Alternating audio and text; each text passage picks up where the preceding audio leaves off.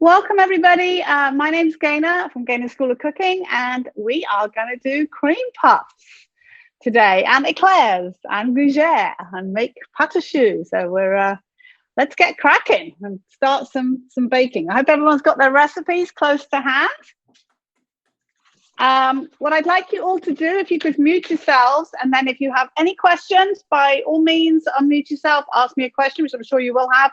And also, if you miss something or I'm going too fast or something like that, then please just let me know. All right, just unmute yourself and go, hold on a second, you lost me. All right. I don't know whether any of you have made pâte à choux before. Choux is the word for cabbage. So pâte à choux means it looks like a cabbage, and it kind of is a way, if you think about a cream puff, the way it's crinkly on the top, it looks a little bit like a cabbage. So that's kind of where the word originally came from, I think. We are going to do one batch as is, and then we're going to do one batch of 1.5 times this recipe, okay? The one single batch we're going to use for the savory, for the gougere, and then the 1.5 batch we're going to make cream puffs and eclairs with, okay? The dough is very similar, it's just that we have to put the savory things into the one with the cheese one, okay? So this is a pastry, but it's very unlike any other sort of pastry, because basically you melt the butter in the water with the salt, then you add the flour to it, and then you add the eggs. So it's very different to making regular pastry. A couple of things you need to be cognizant of is that when we boil our water, for example, you literally want it to come to a boil and then move on to at that point, when it comes to a boil, your butter should be already melted. You just take it off, you add the flour. If you let it cook for any period of time, like if your butter lumps are too big, you let it carry on cooking, obviously the liquid is going to reduce and you're going to have less liquid in there. It's going to mess up adding the flour and everything else. So you basically want to have it sort of all at that point ready together. And then we also then let the mixture cool before we add the eggs. Now the basic recipe has 4 eggs in it. Usually what you find, it depends on the flour you use. I say many, many times when I talk about flour in any instance, flour is not a constant. Obviously different types of flour are different, bread flour, cake flour, and that sort of thing. But even all-purpose flour is very different, depending on brand, depending on the time of the year, depending on where you are when you're making it, etc., etc. There's lots of things that affect how the flour reacts with the liquid that's added to it to make whatever you're trying to make, a dough, pasta dough, a pancake batter, whatever it happens to be. So the amounts in the recipe are sort of a fairly accurate guideline, but you may find you need a little bit more of this or a little less of that, and we'll talk about that in a minute. I test all my recipes with gold medal flour, and that's what I use all the time. If you have a different brand, you may find in this instance, you need a little less egg to make the right consistency dough. But I'm going to show you the consistency dough that you're going to be looking for, and that's the most important thing: is the consistency, not adding exactly what the recipe says, or as far as the eggs go, you're going to add the amount that you need. If your flour is a little wet, which I know it won't appear wet, but if it has a fair high moisture content, you're going to need less egg. If it's a little dry, you might need a little bit more. Excuse me. So let's start with, I'm going to get a glass of water, sorry. Let's start with the single batch of the recipe. Excuse me. Got a tickle in my throat. All right, so you want to sort of have a small to medium sized pan, and you want to measure very accurately a cup of water in there, okay? Just regular cold water.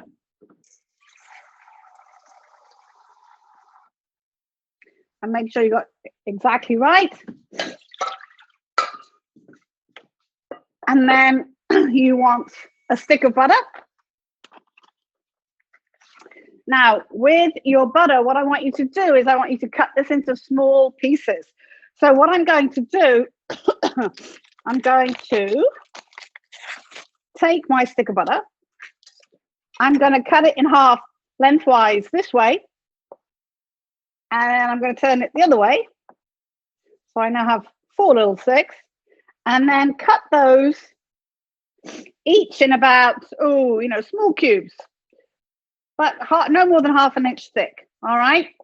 This will enable the butter to melt, hopefully be fully melted by the time our water comes to a boil. All right. So if they're a bit smaller, that's fine, but don't make them any bigger. And they're going to go into your water.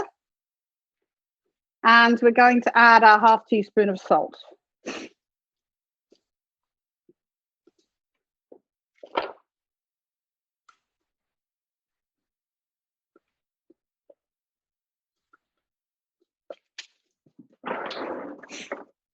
And a half a teaspoon of salt goes right in as well. All right. Now you want to put this on a medium-high heat.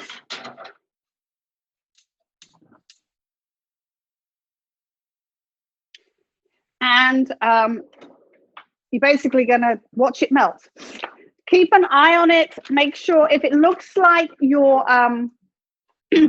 your butter's not melting very well, then turn your heat down a little bit. I know it sounds silly, but we don't want that water to come to a boil before the butter is fully melted. While that's melting, you're going to need a cup of flour, and we are going to have our 4 eggs.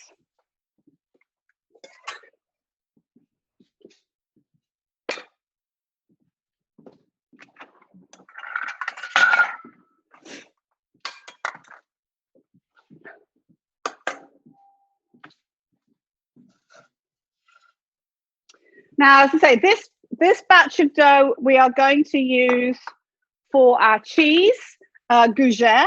So we will be chopping up the cheese and adding the Dijon to that in a little bit when we've made the dough. We make the dough first, okay?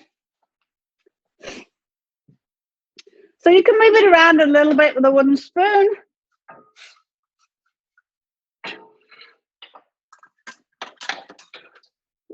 Got my cord stuck in there.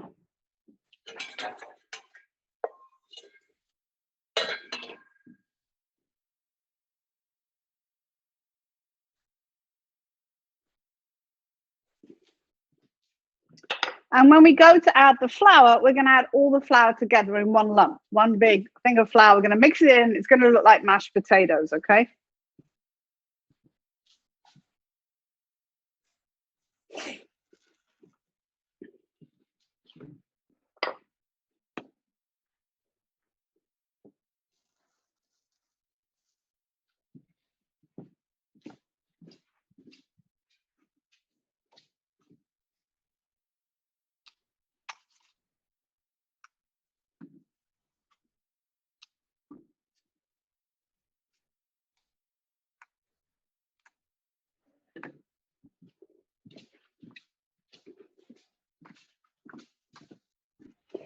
So I can see my butter starting to melt.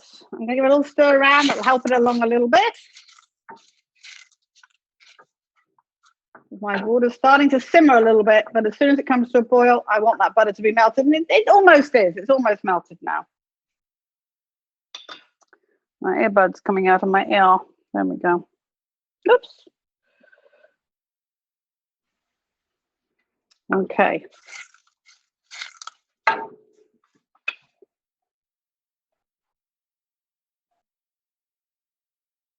A watch pot never boils. We're all standing over it, and this is what happens.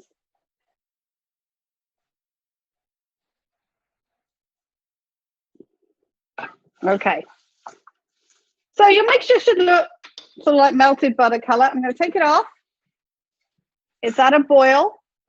I'm going to take a level cup of flour. So I'm taking my flour, putting my hand across the top, and just smoothing it across like that. All right. That's my cup of butter, and I'm dumping it in. And you just want to mix that in. And it'll look a little bit like mashed potatoes. Mix it in fully so you can't see any more of the flour. Make it sort of smooth.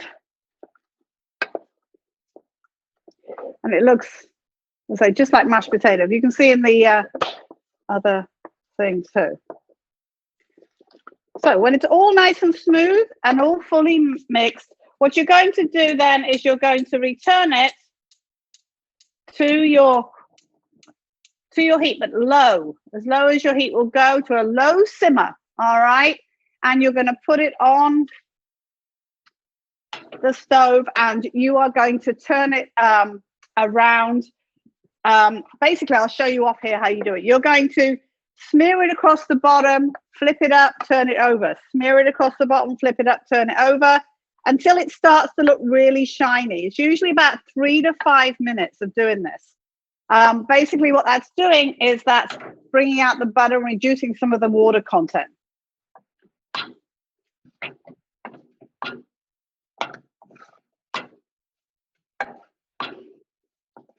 It's a little tedious, this is, but it's important to get rid of some of that water content in there, okay?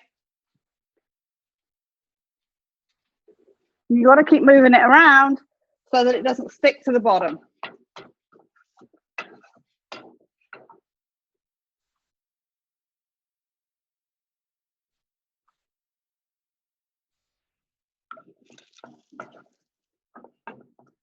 And so it'll get slightly shiny on the surface, and that's some of the butter oozing out of the mixture.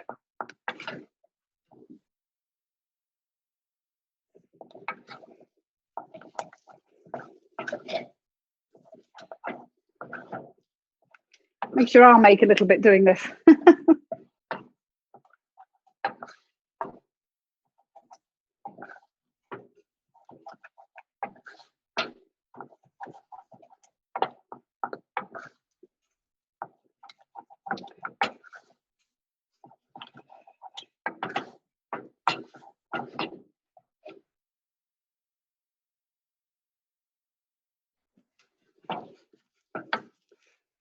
Just keep it, keep your heat fairly low, because you don't want to start catching and burning on the bottom.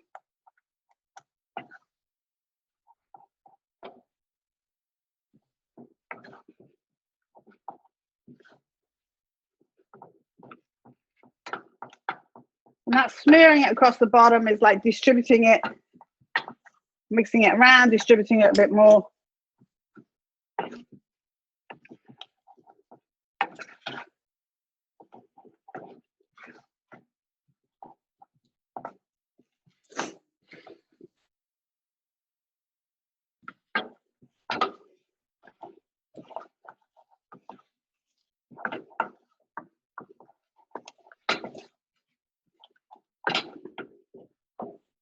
Yeah, if you catch it in the light, it should get shiny, and it shouldn't be, when you pinch it with your fingers, it shouldn't stick to your fingers.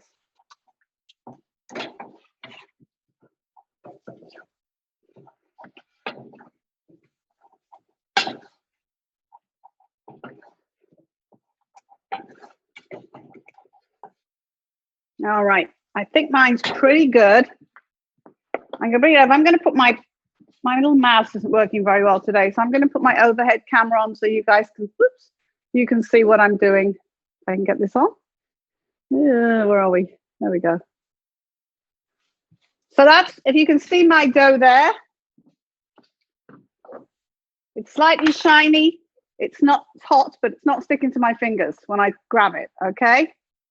So we want to let this get cool now for a few minutes. So what I'm going to suggest we do is we do the same procedure all over again, but this time we're going to do a batch and a half. So 1.5 cups of water, 1.5 sticks of flour, 3/4 of a teaspoon of salt, and then 1.5 cups of flour. All right. And then we'll have both the doughs made, and we should be ready then to add the eggs to this one. Okay. So for the second one, 1.5 cups of water.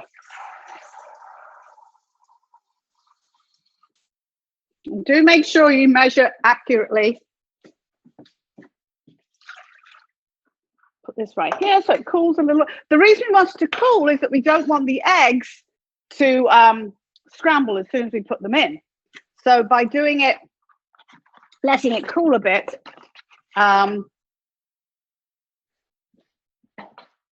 means that won't happen to the eggs. So I said this time round I have a stick and a half of butter. All right, so 1.5 times the recipe.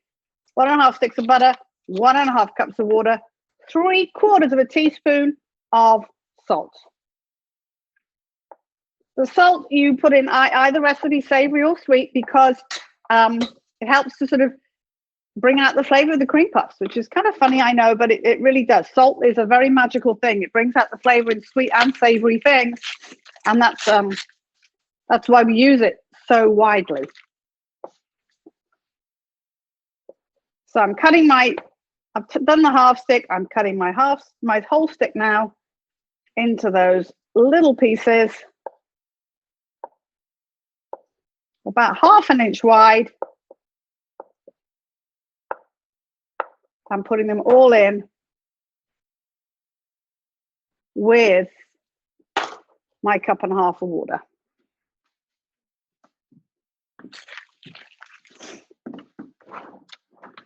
And then I'm going to add, where did I put my salt? Oh, there it is. 3/4 teaspoon of salt. So a little bit more salt, half as much salt again as the last time. So exactly the same procedure. Make sure your butter pieces are separated. I'm going to turn the camera around so you guys can watch mine melting. I'm sure you're very excited about that. So there's my pan with my butter, my salt, and my water in. And I'm going to have that medium-high heat to come to a boil. It's kind of good doing the two together, because then you don't get impatient and try and add the eggs too soon to the other dough. Okay.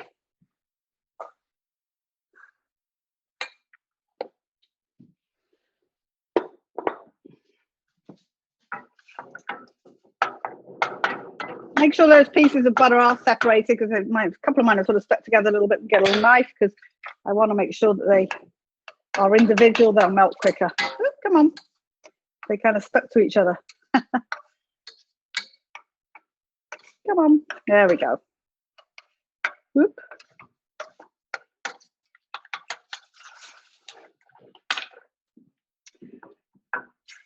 So this time when we add the flour, it's going to be 1.5 cups of flour. So again, we want to measure that accurately when we get to that point.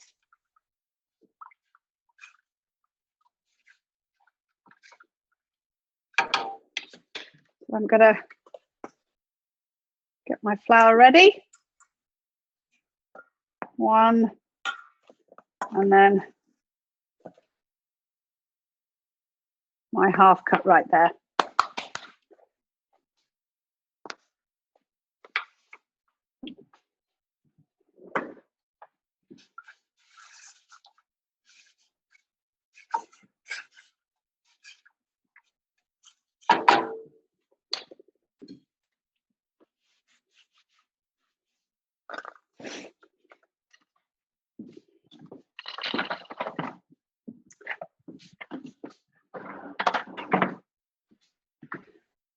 All right, so my butter's melting nicely, because my butter was slightly soft. I had it out of the fridge for a while, so that's a good thing. It kind of helps it soften up a little bit, which is not a bad idea. All right, we're almost at a boil.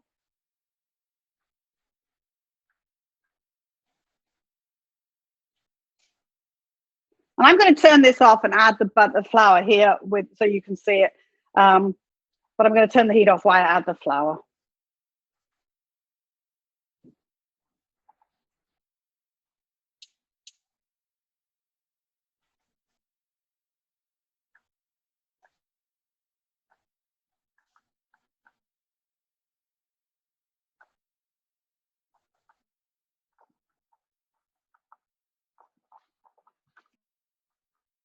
All right.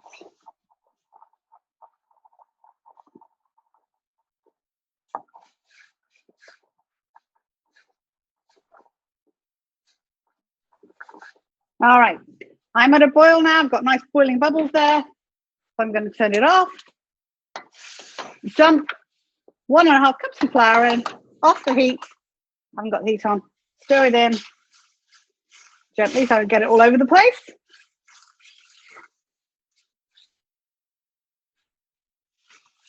Yeah.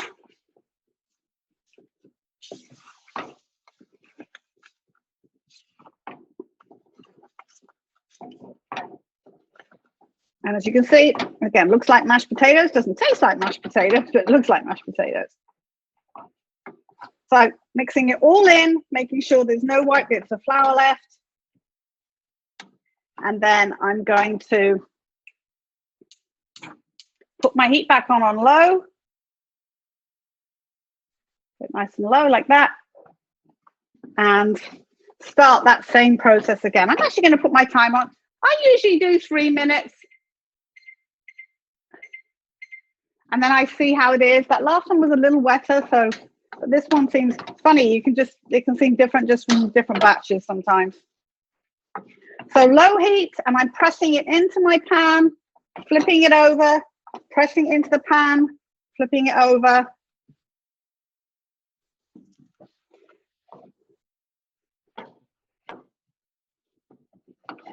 Checking this other one.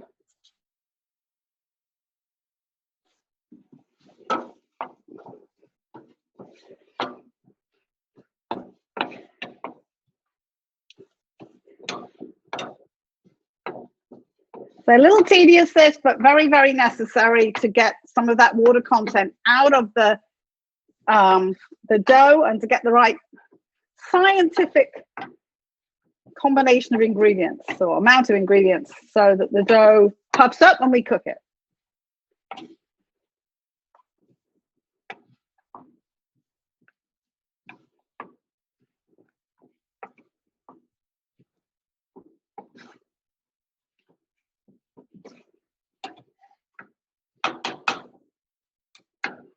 Checking on this one, see how it's doing. Yeah, pretty good. I'll stir it around a bit, make sure it's getting cool. Yeah, it is. Good.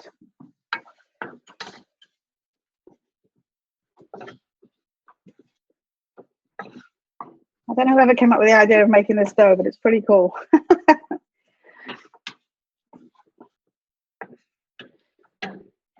And you may find when you make these, sometimes you get a better rise out of your cream puffs and your eclairs than other times.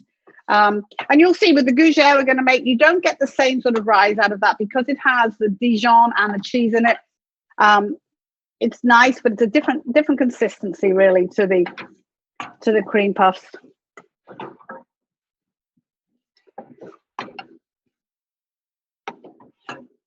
All this hard work on your arm, and then you've got to beat all the eggs in next.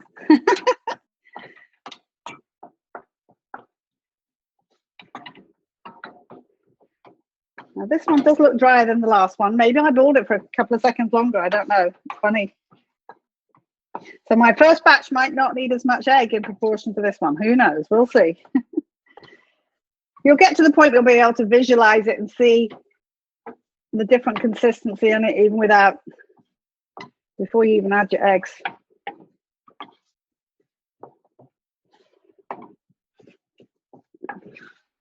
Woo! Upper arm's aching. Oh, I've got 13 seconds left.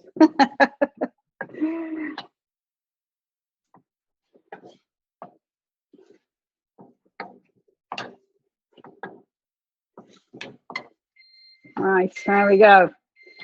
All right, so there is that one. Turn my camera back around this way so you guys can see. So there's my second one. All right, I'm going to put that to one side, let it get cool.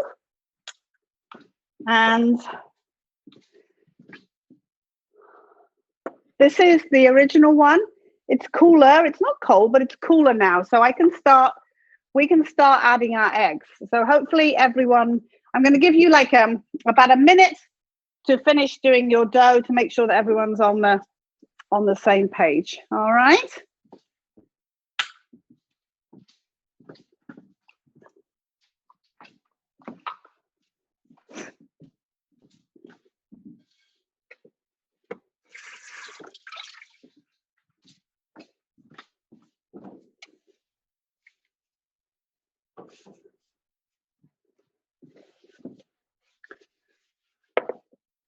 So as I said, we are going to start off, we do add an egg at a time, and we are looking for dropping consistency. What is that? I will show you. So you may only need as few as 3, you may need 3.5, you may need 3 1/4. So we're going to add an egg at a time, and I'll show you what we're looking for. So first egg, I'm going to break it in. and break it up, and then I'm going to beat it. Well, you have to be careful at first because don't forget it's very slippery. Mix it in first to your dough mixture. Takes a little bit of mixing because you want it fully mixed and combined before you add the second one. And it takes a while for that white to mix in because it kind of slides around in the bottom a little bit. And it should go back to looking slightly loose, a bit like the mashed potatoes again. So I can't see any of my egg now. So now I can add my second egg. Again, I'm going to break it up. And you can see now why your mixture needs to be cool, because if you put that into a hot pan, that egg would start to cook as soon as you put it in the hot pan.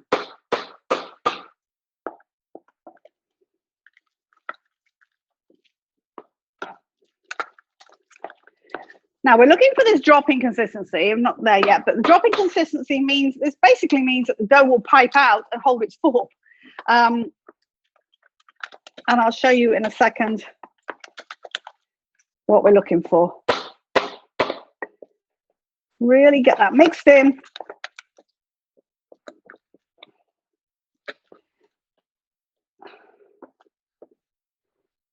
Yeah, not quite falling off. My doughs seem a little soft, so I'm actually, I'm going to go like this. It should come off in one scoop. It doesn't quite. So I'm actually going to mix my third egg in here. If yours is looking like this, i.e. when you go, it comes off in 2 bounces, then go with 1 egg first and add part of it. So I've actually only got 2.5 eggs in this one at the moment. We'll see. I may end up adding the whole third one, but I don't think I'm going to go more than that. We'll see what happens. As I say, a lot of it depends on how that mixture evaporates when you're cooking it. How much water evaporates off it determines how many eggs you're going to need for the right consistency. So mix it all in.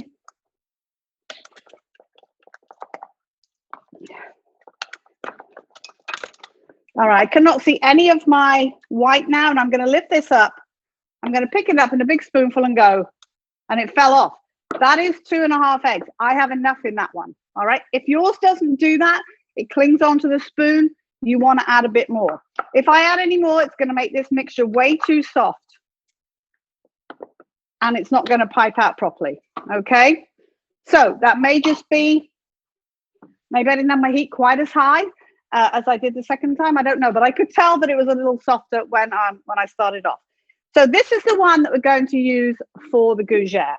So while we're waiting for the other one to cool, what we can do now is we can season this.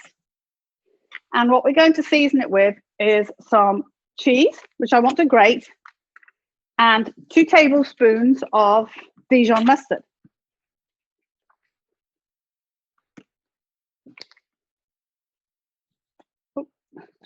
Come on. This is easy, it's kind of easy to pour out, but sometimes it gets just like that. It's making a funny noise. Come on. I should have turned it upside down. There we go.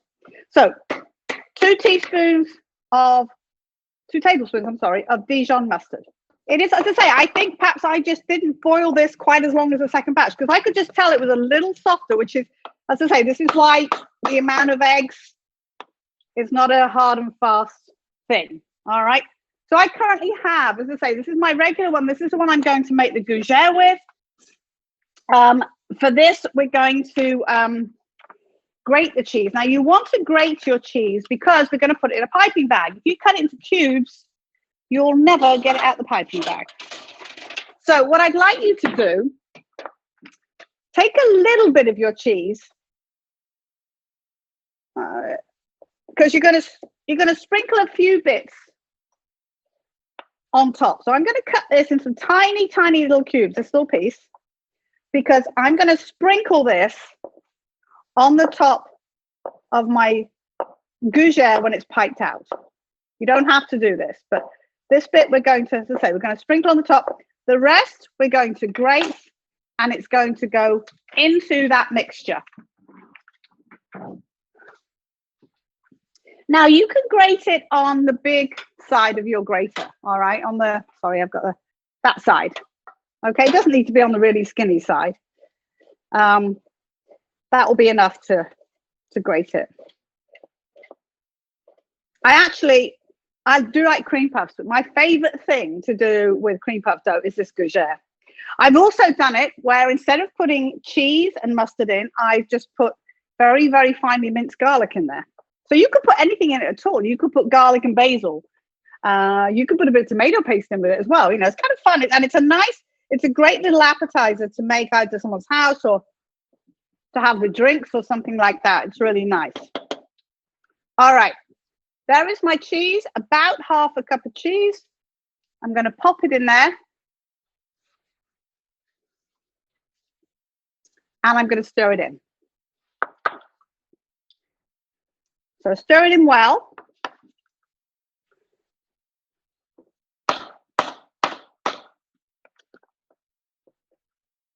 And if you'd like to, you can add a tiny bit of pepper to it as well. I'm going to put a little bit of pepper in mine, I think. Of course, you could chop up jalapeno peppers and put that in if you wanted to. Or anything. But you've got to do it really small. Grating is probably better than chopping, actually. All right, so you can see the consistency now. It's sort of sticky and hanging onto my spoon, but without dropping it all over the counter. But I want to be able to get it in the bag.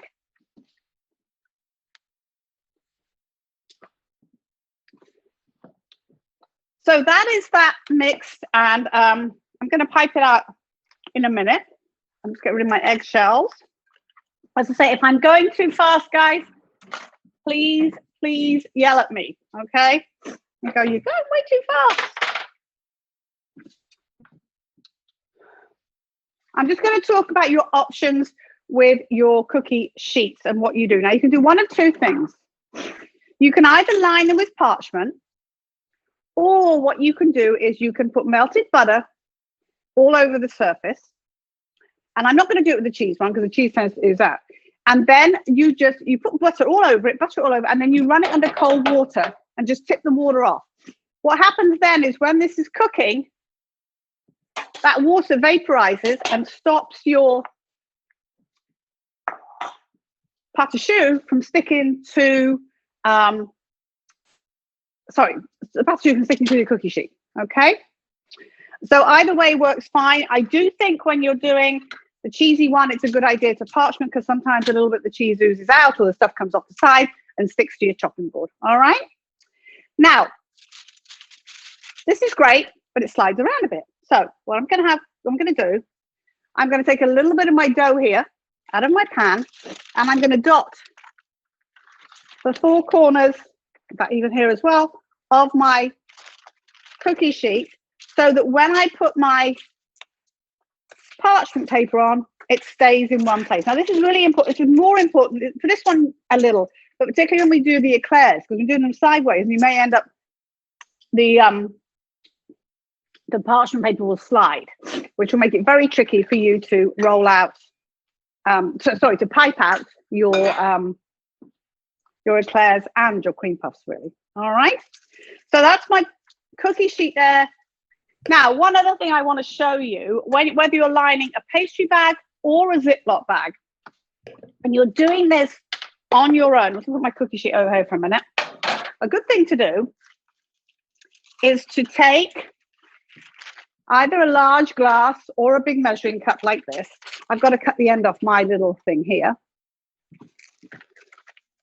And I'm going to use an actual flat pastry nozzle for mine because I have them. You can get these on Amazon. You can get them at Walmart. You can get them at Joanne Fabrics. And they're only $2 or $3. They're actually not a bad price at all. Now, I push it in. I cut a little hole and then cut the hole a little bit bigger so that I can get the nozzle, sticking out, but only a little bit like that. So the bag is about here. Okay. Now, what am I using this for? Well, this is what I'm going to do. I'm going to twist the end of this And I'm going to push that bit of the bag in there. Pop this in my measuring cup or my large glass or jug, and then take either your Ziploc bag or whatever you're using and push it down over your jug or glass or whatever. All right? And push it like this so that now you've got a nice hole. And also, you're not trying to put this filling in from the very end of the bag, which means you get it all here. And then when you close it, it all comes out all over your hand. You want it down in the bag so that it does, so you can squeeze the end that's stuck together. So doing it this way means you get it low down in the bag and you've got two hands to get it out of your whatever it's in, like in here. So I'm going to use a spatula to do this. So I get it all in. Get rid of my spoon. And the nice thing is to say now I can lift this up, go like this, drop it in here without worrying about getting it all over the place, or worse still, it falling out the side of the bag and going all over the table, or, you know, which is a horrible mess. And then you're trying to get back in and then it's all stuck around the top and you've got gougere coming out of your ears or something like that, you know, so you don't want that. So scrape it all in like that. Waste not, want not. And then taking my bag, so I've even got a little bit there, taking my bag, lifting it up like that, go like this, and now I can unravel that and I can push my mixture down like that. Okay, so now I have, it's good. You want to have your mixture all firmly in your bag here, all right? Nice and tight. So it was starting to come out like mine was. Twist your bag or your Ziploc bag at the top. And you want to be, the way you want to hold this, I'm right-handed, okay? So what I'm doing, I've got my finger and thumb around where I've twisted it. I've got the fattest part of the bag in the palm of my hand. This is what I'm going to press with, not down here. If I press here, that bit's going to come out, they're going to have an air gap and it's going to go like this, and I'm going to have a funny shape and it's not going to work properly. You can use your other hand on the hard nozzle, if you have a nozzle, or right down the very end of the Ziploc bag if you need extra support. But you really want to use your one hand to do all the work, okay? So let me get my cookie sheet back. Now, I'll show you the classic shape for these, but you can do anything. I've done these like cheese straws before now, all right? When I've taken them to someone's house and I wanted to take them easily in a container, I did like cheese straws.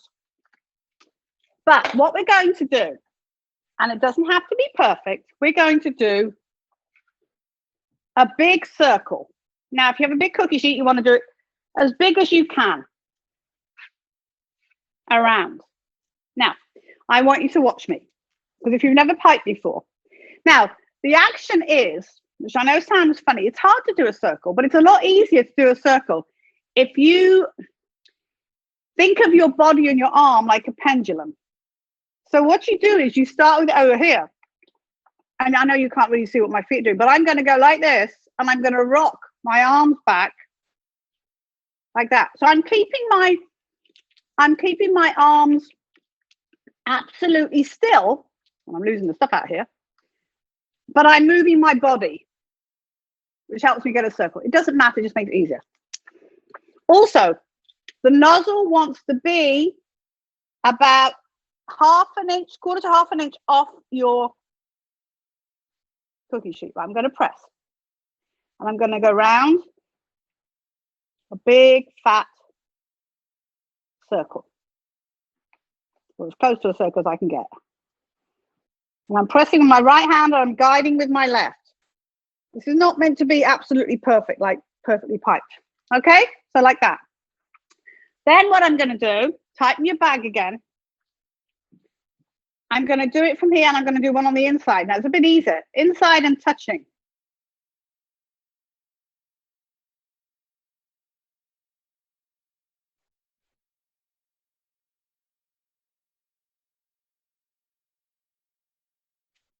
Okay. And again, how you pipe it doesn't matter too much. And then we probably have a bit left over. We're going to do a third one on top.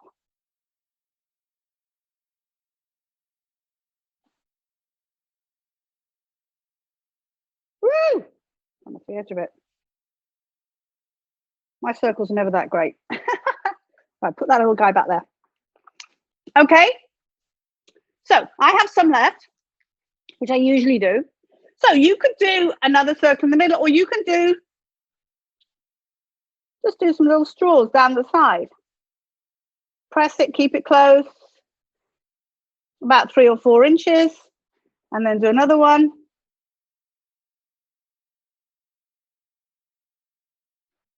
Stop and pull away like that. Sorry, I didn't mention that.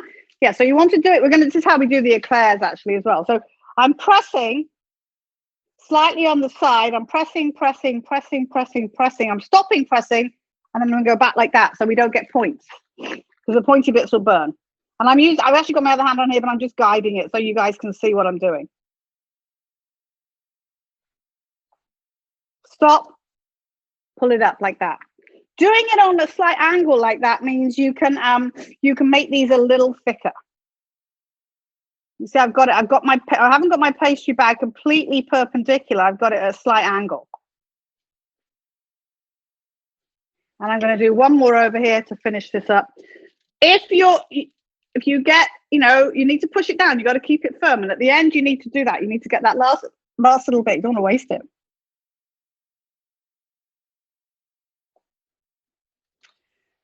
Now, I have a teeny bit left, so I'm just going to do a round one. A little squishy bit there. What I was going to say is this is going to go in for about 45 minutes, but we are going to check it after about 20-25 minutes because those little guys might be done.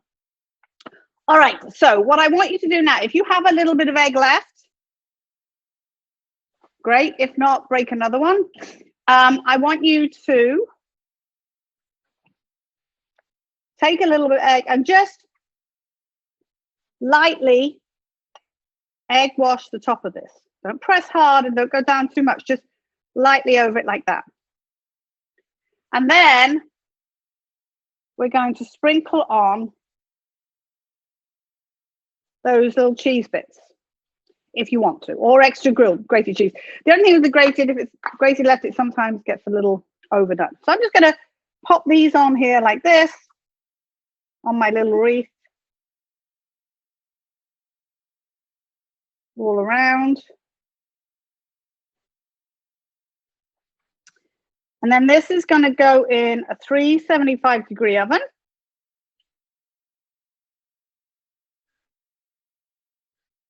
And as I say, I'm going to check after about 20 minutes those little guys, but the rest will probably take about 40 to 45 minutes, all right? Try not to get them to run all over the edge, which is why I'm placing them fairly carefully. They don't really need to be, but I just don't want them to fall onto the cookie sheet. I don't want to waste them. All right. Okay. So this, as I say, going to go in my 375 oven for about 45 minutes total.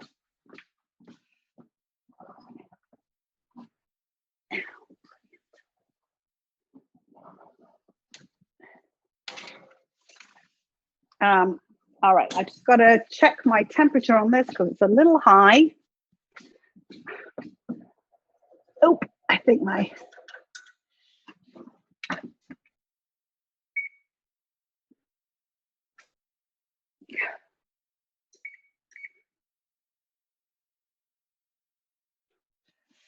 All right.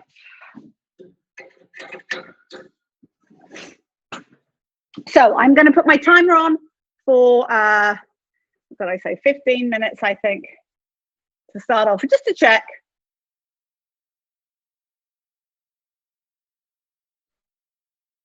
To see how they are. All right. Beautiful thing about disposable bags, you can throw them away. Don't throw the nozzles away, but you can throw the bags away. Okay, so getting back to our other batch of dough, which should be fairly cool now. All right. So remember, this one, we had 1.5 times the recipe in. So we should probably need 6 to 7 eggs, I'm thinking. All right. So we're going to mix this in just the same as we did before. I know you can't see my wonderful face, but it's much more important that you see this.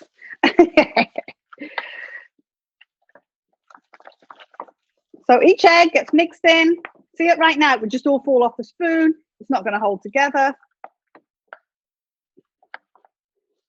And it's also hard to mix the first egg in. And also, the first egg's the hardest to get in. All right, and then I'm going to put my second egg in. Break it up so it mixes evenly.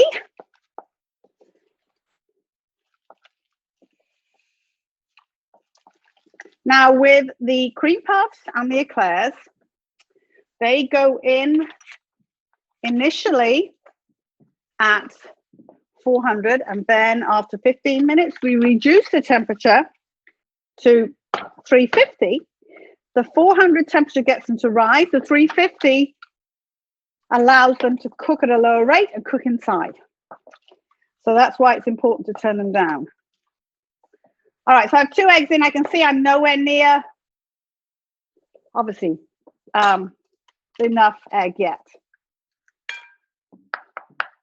This one will probably deceive me, and I'll need 7.5 eggs for this or something. Woo, this amount is hard to stir. Good for the upper arm muscles.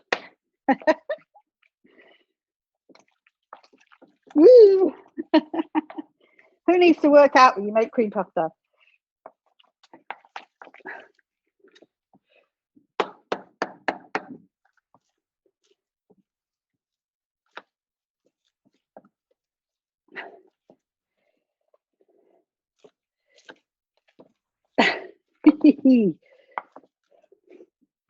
How many have I done? 3, I think.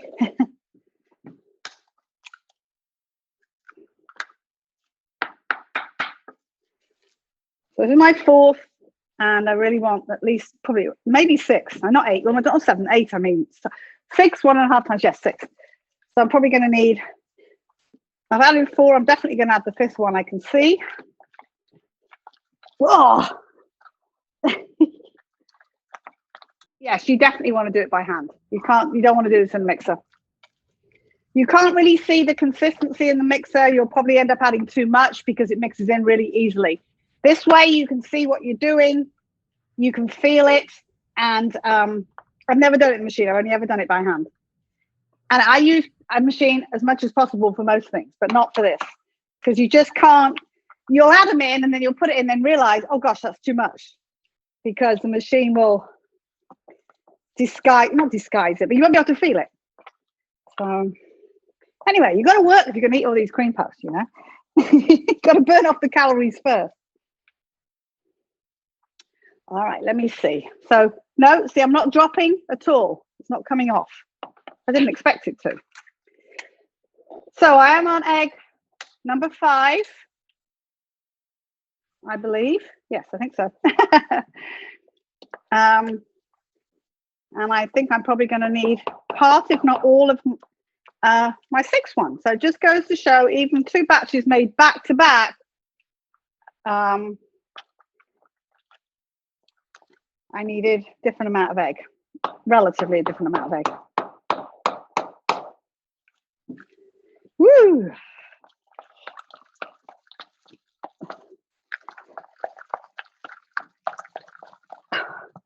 Oh, my arm's going to kill me tomorrow. Or later on tonight. I have to take the rest of the night off. All right, nearly there for this one. And as I say, when you'll know you've got it mixed enough, because it won't sort of slide around in your pan. All right, it'll stick like it was sticking before. When it's sliding, you know that you've got loose egg whites sitting in the bottom there somewhere. All right, so this is the equivalent of, I've done 5, so this is the equivalent of like 3.5 eggs, right? I suppose, or 3 and a bit eggs. Let me see. Nope, All right, I'm gonna mix another egg in this bowl and add part of this.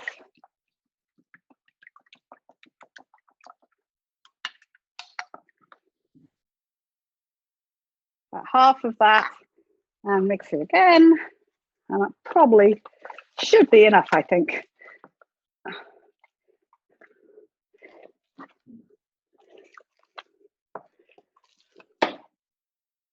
Move it all over the side.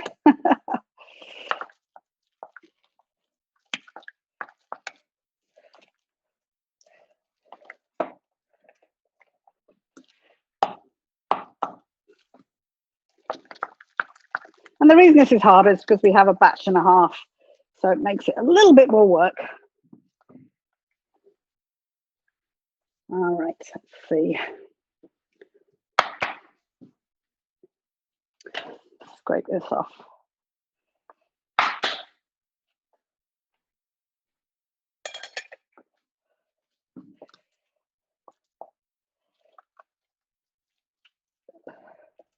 See, a little bit more white in the bottom. Ah, there we go. We're good. All right, let me see. Yes, came off. Do you see that? You got to be kind of stiff with it. Ready?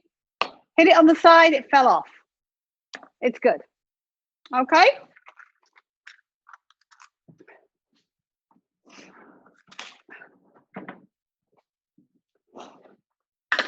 All right, move these out of the way a sec.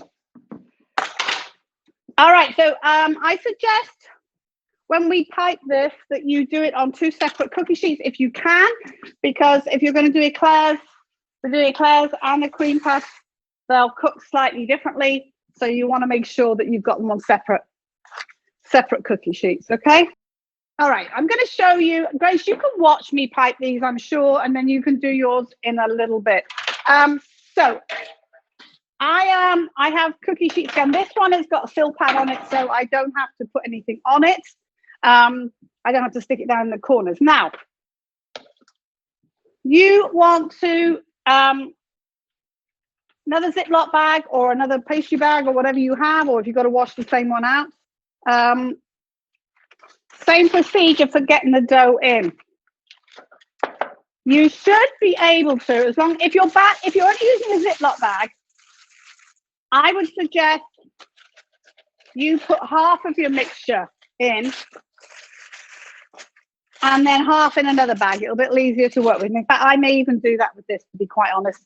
It might just be a little easier all round to do that, because when you've got this large amount, it's kind of hard to control. It's very heavy and it makes it difficult to control. So I think I will do the same thing. I can use the same nozzle in another bag. So I've got my nozzle again, put it in, putting my bag over and spreading it out, okay?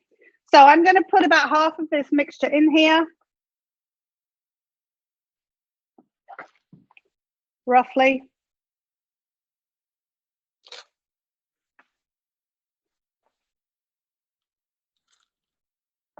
Okay. And I will show you how we pipe a cream puff first. So my bag, the same thing. Got my nozzle down here, pushing my mixture down with my fingers, right down. So this is really tight and full, okay? Now, I'm going to do a technique for a cream puff. Just off the surface of your pastry, your cookie sheet, all right? About less than half an inch. You should be able to do this one-handed. You want to press, and you're going to stay right there, and you're going to keep pressing, pressing, pressing, pressing. About 2 to 2.5 inches wide. I usually do about 2 inches, so they're not too big. Stop, pull away. So I didn't move my hand at all. It spreads out on its own. So tighten your bag again. You want to leave about 2 inches, 2+ inches between them, because they're going to swell up. Press. Keep your hand perpendicular. Press. Press. Press. stop, pull away.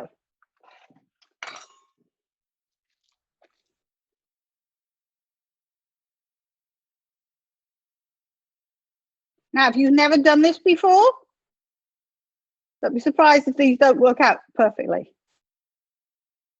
All right. Spreading them out a wee bit more. Those, a couple of those are a little close, actually. I took my eye off that for a second. It went slightly wobbly. I was just readjusting my hand.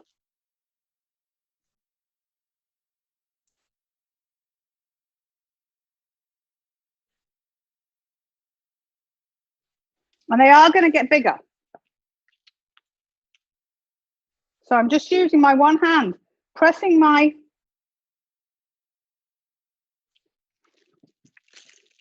mixture down and spreading it like that. See, I'm holding my bag up here with this side, but I'm not pressing.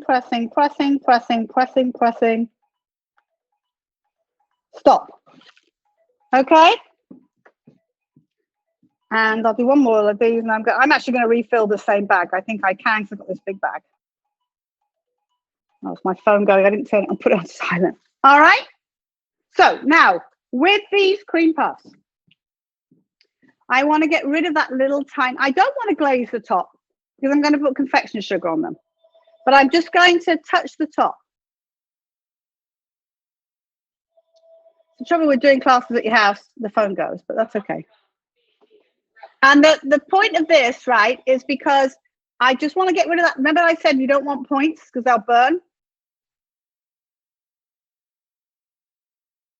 All right, like that, just to get rid of that little point. Don't press them down too far. I'm going to stick those right there. I'm going to check my oven, see how these little guys are doing. Oh, they're not quite done yet. Good, that's okay.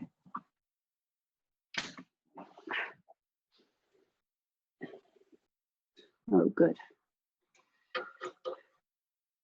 All right. I'm just checking my oven temperature because it's been a little bit funny recently, so I want to make sure that it's working properly. I think I need to get a service on it. Okay, so I'm actually going to, if you can do this without a huge amount of mess, you can use the same bag to refill it. I think I can do that because I've still got a lot of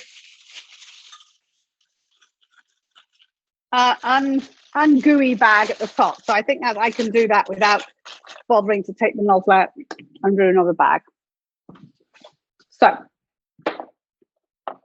scrape all this off, grab my spatula, and I'm going to put the rest of this in here. Woo! There we go.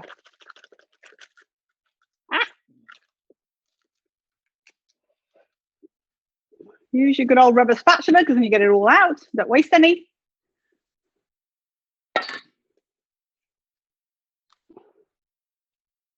All right.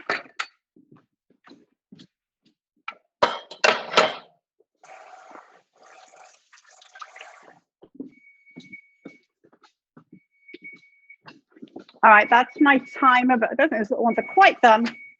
No, I was being a bit, yeah, they're not done yet. That's okay.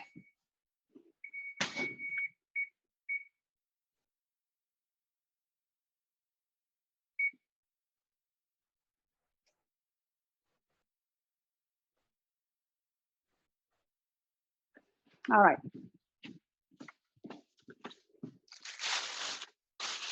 So as I say, don't be surprised if you're having trouble with this piping. It's not easy. All right.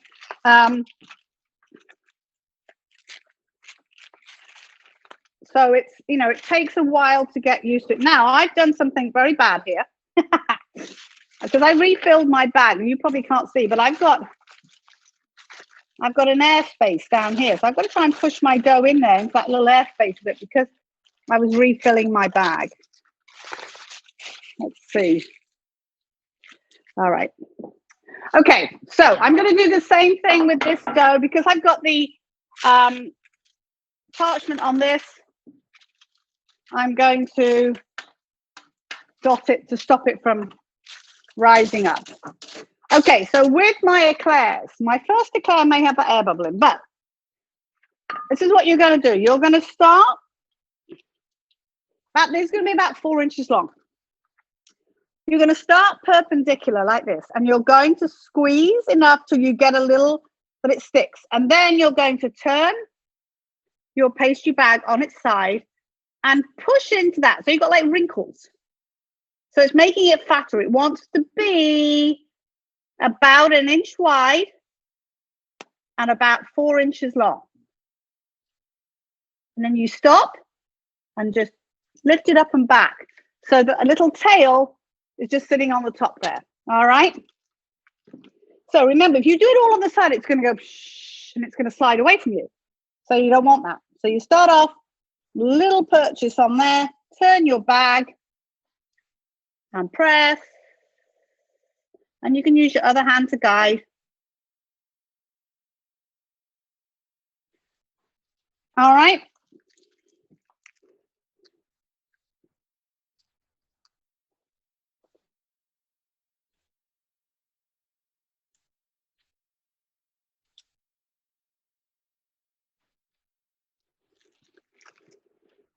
And you want to leave some space between them. So I'm not pressing with my left hand. I'm just using that as a guide. Sorry, that's a bit of a wonky. I meant it to be on the diagonal, but it's actually not. But never mind. Didn't mean it to come out like that.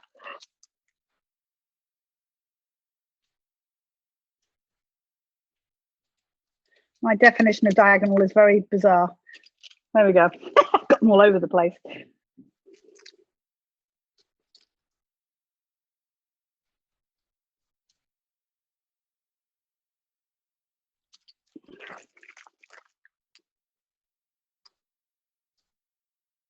So try, as I say, try and get them about 1 inch wide and about 3 or 4 inches long. Doesn't matter what angle they're sitting at, as you can see. I usually do a better job than this. So what's the matter with me? Doing it on screen is probably, that's the reason. I'll blame that.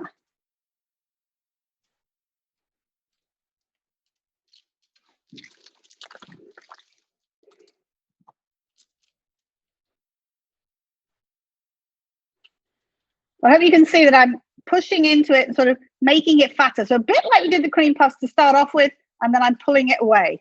All right. 1, 2, 3, 4, 5, 6, 7, 8. Right, I'm going to do 10 of these, and then I'm going to go back and do a couple more cream puffs, I think.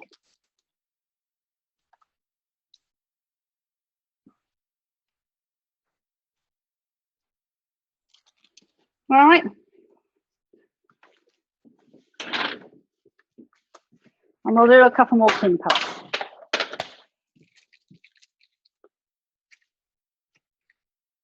So just above, squeeze, it comes out and ripples, stop. See, you're doing it at this angle, actually. So you can see I'm just pressing with my one hand, keeping my pastry bag just up off the surface and letting it do its own thing. Throw enough for one more in here. It might be a bit bigger, but let's see.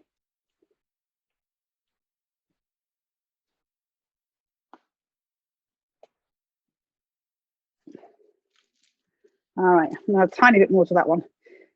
There we go.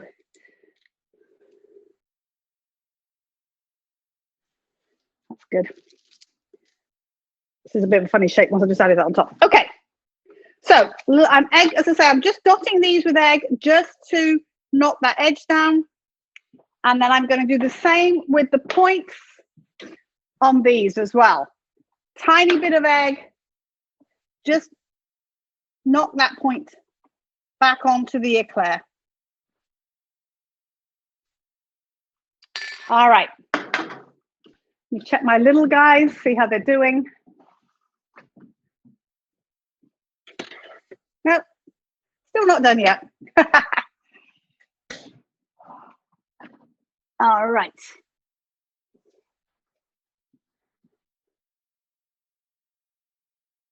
Just checking, I can't see my temperature very well.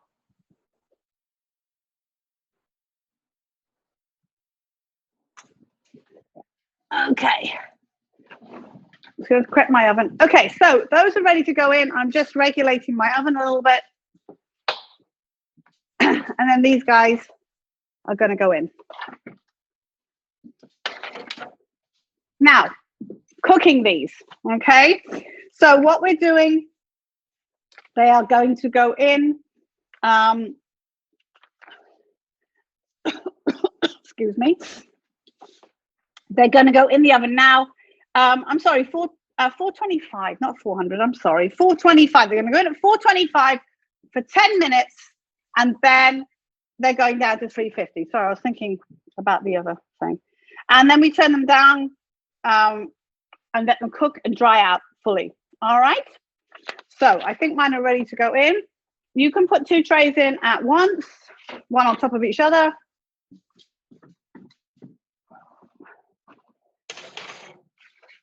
I'm gonna move my thermometer out the way, pop it over there, boop, and I'll put my other tray in, and I'm gonna put this on for 10 minutes.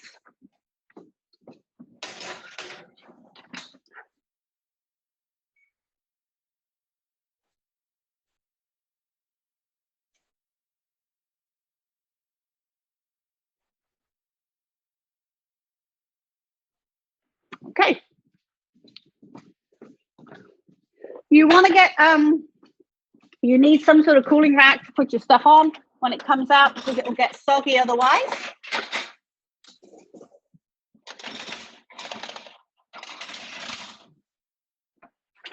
I'm going to put my cooling racks over the other side of the kitchen. All right, I'm just going to talk about what else we are going to make. So we have the doughs all done, the hard part done. So we're going to do a few different things. For the eclairs, we are going to make a pastry cream. Now, in the recipe, I talked to Tony about this, because Tony, my pastry teacher, is meant to be teaching us, but she's got strep throat. And she said she wanted to just do a plain batch of pastry cream. So I gave you the equipment list for a plain batch of pastry cream. So that's what we're going to do. So in step 3 there, we say a chocolate pastry cream, but we're going to do a plain one, which I'll talk about in a second instead. But we are going to make, to go on the top of them, is the chocolate glaze at the bottom of that page, which is water, corn syrup, sugar, and semi-sweet chocolate. Now, it can be semi-sweet chocolate chips or Belgian chocolate or something. I have some Belgian chocolate here. Now, this recipe here, and this is just sort of my mistake, this will make enough for probably double the amount of eclairs that we have actually made. So you can halve this, or pretty much, and you'll have enough. Otherwise, you can have glaze left over. All right. I didn't think to change the amount, because I was thinking we were only doing a half recipe. So if you have 3 ounces of chocolate, about 6 tablespoons of sugar, 2 tablespoons of corn syrup, and 2 tablespoons of water, we will use for that. Now, for that, we basically bring the water, the corn syrup, and the sugar to a boil over medium-high heat, stirring it, and then we add the chocolate to it. Let it, turn it off, add the chocolate, let it stand for 10 minutes, and then whisk it all together, and it's smooth. Now, we'll be running. This is what we dip the eclair tops in. All right. Now, the 2 fillings. For the cream puffs, we are just going to do heavy cream and sugar. Okay. So we're going to put them, we're going to beat those together. Now, you can do this by hand, or you can do it in the electric mixer. I'm not going to make you do it by hand. If you can do the hand mixer as well. All right.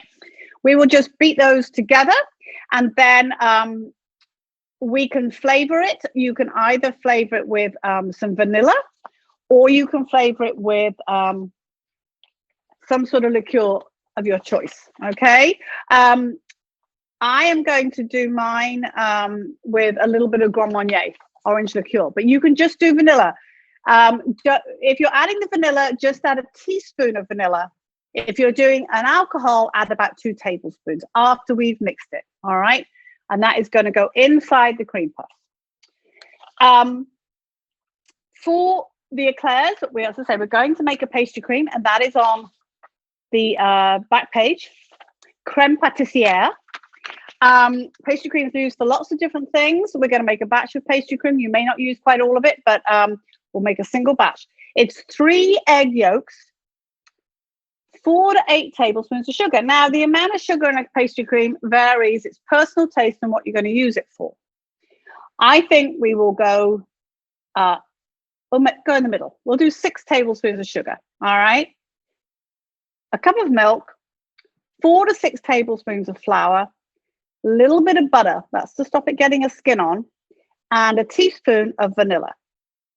So our technique for making this is what we're going to make next, because it wants to be cool when we put it inside the eclairs.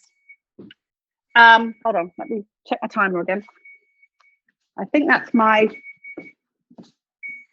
10 minutes. Yes. All right, hold on. No, it's my timer on my other things. There we go.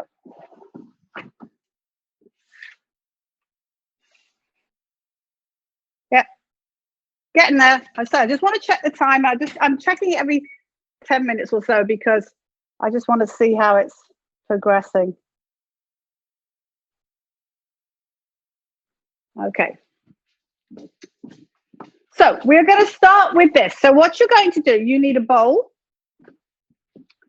just a metal bowl or a glass bowl, doesn't matter. And you're going to break 3 egg yolks into it. So what I would suggest you do is use another bowl to separate your eggs, and you can collect your egg whites, and you can freeze egg whites really well. I always freeze my egg whites because I use them for lots of different things. So I'm going to separate my eggs. 1,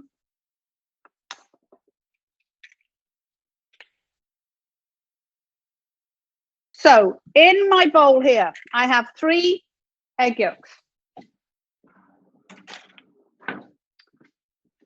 So to this, I'm going to add, and I decided I was going to do 6 tablespoons of sugar.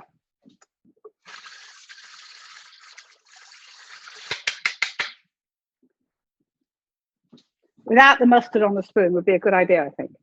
So 6 tablespoons of sugar. This is a 2 tablespoon, as you can see. Okay.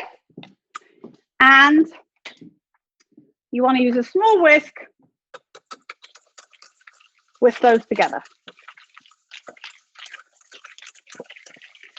Now, you want to carry on whisking this until you get a ribboning effect. What does that mean? Basically means that you're dissolving most of the sugar. But what will happen is you'll be able to lift the mixture up like that, get a continuous stream between here and the bowl, and if you just go like this, it'll make like a ribboning impression for a couple of seconds on the surface. That's what ribboning means. Also, the mixture will get lighter in color. So that's what the term ribboning means, which is using lots of different things. As you whisk it, it will get lighter.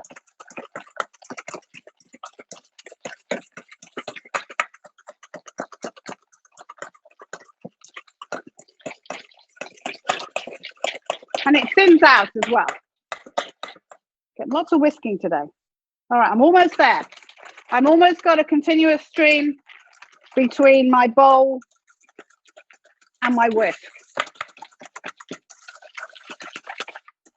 So I'm picking it out like this. I'm going to go like this. And I've got a continuous stream. And it's leaving a ribbon on the surface. It's almost there.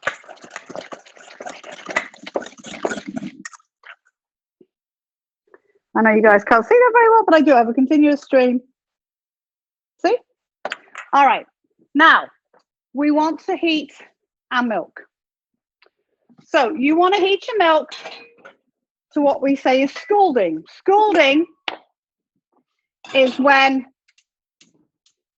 it starts to go psh, psh, psh on the edge. I don't really know how else to explain it, but it's just starting to, just before a simmer around the edge. All right, that's scalding temperature, okay? So let that start heating. While that's heating, we're going to add our flour. So what I want you to do, I want you to add the flour. What am I doing? All right, so I'm doing 4 tablespoons. That's not flour. Sorry, that's a fraction of sugar. Sorry, one sec. I'm just going to turn this down a second. My flour is over here. All right. So the amount of flour you add depends on what you're. I'm just turning my thing off. Depends what you're doing with your pastry cream. All right. Hold on. I'll be back 1 second. That's my 10 minutes on my cream puffs.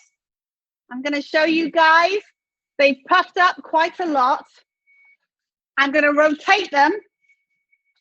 You see they've puffed, but they've got no color on them. So I'm going to rotate them round. Whoops.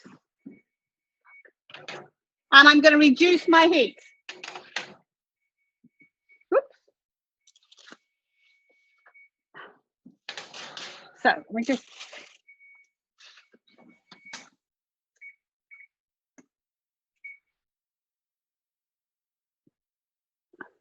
All right.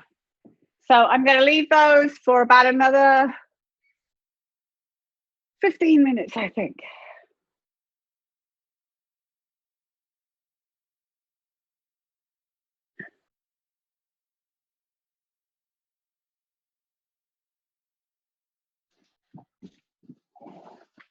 All right. My little gougères are almost done. You don't get the same puff with these as you do. You might get it as you do with the cream puffs because of the other ingredients in there. So they won't be as fluffy. Okay, so what I'm going to do, I'm going to lift the little ones off because they are done. And I'm going to give the middle one a few more minutes.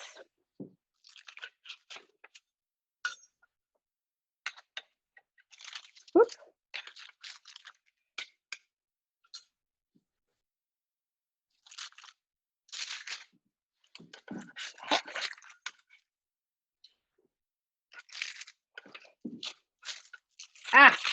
There we go.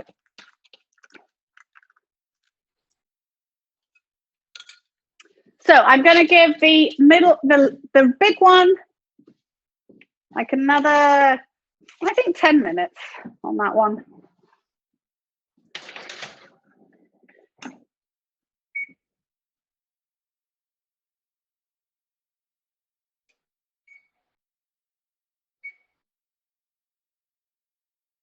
Yeah.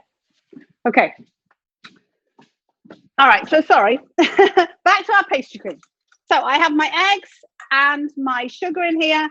I'm going to add flour. The amount of flour depends on what your pastry cream is being used for. If it's being used to stack something up, you want to have it thicker. If it's being used to go inside something like this, it can be thinner. So I'm just going to add the minimum 4 tablespoons.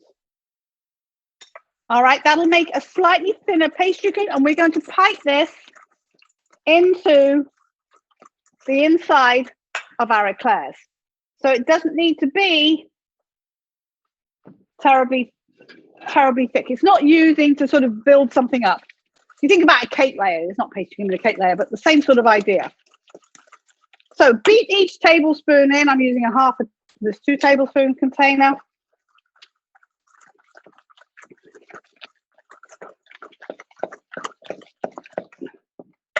And it's all fully mixed in like that. Okay. I'm letting my milk heat up.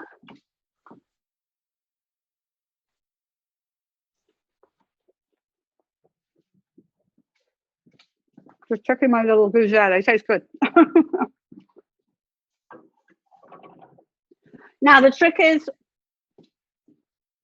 when you add your milk to this, you have to add it slowly. Otherwise, it will go lumpy. And then, because there's flour in it, it then goes back in the pan. All right, this is just starting to sizzle around the outside. It goes back in the pan, and we cook it, stirring it all the time, continuously, until it comes to just a boil. Then we turn it down, let it carry on cooking for 2 minutes. This will get rid of the floury taste. If you don't do that, it'll taste floury, okay? All right, so I have my cup of milk. I have my egg, flour, and sugar mixture. Put a little bit in, mix it in, make sure it's all nice and smooth. A little bit more. Mix it in.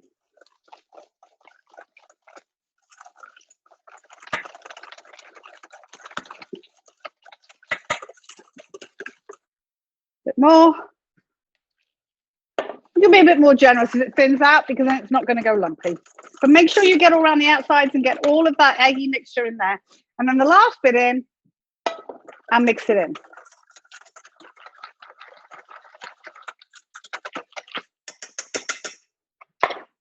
This is my pan. I'm pouring it back in.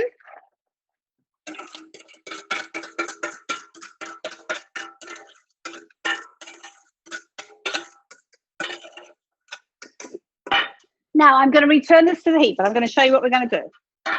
You're going to use your whisk. I want you to use, instead of mixing it, I say mix it continuously. What happens is people mix like this and then they get distracted and they end up just mixing in the middle like this. And when you mix in the middle, all the stuff around the outside congeals. So we do what we call a figure of 8 because that keeps your mind engaged. So you do a big fat figure of 8 like this in your pan so that you get in the corners. You sound over exaggerating, but you see what I mean? And this means that we keep it all the same consistency. Now, you want your heat on a sort of, on a simmer, all right? And you want to stir continuously. Not fast, just continuously.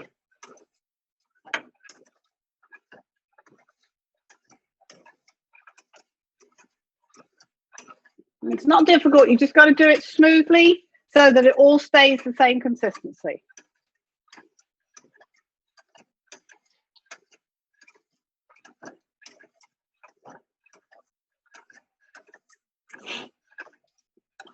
Until you see some bubbles. When you see the bubbles coming up on, bubbling and it's just come to a boil, turn the heat right down as low as you can get it and continue cooking for 2 minutes, stirring intermittently, really. Well, or even a bit more than that, more consistently, I suppose. I'm sorry. And you can stop every few seconds just to see if it's thickening up, because that's what's going to happen, of course. The flour will thicken it. So you'll have a pastry cream instead of a liquid, which is what we have right now.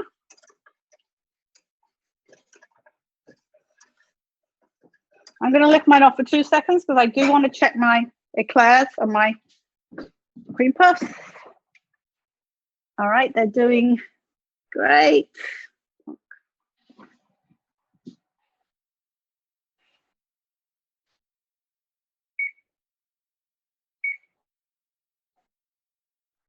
All right.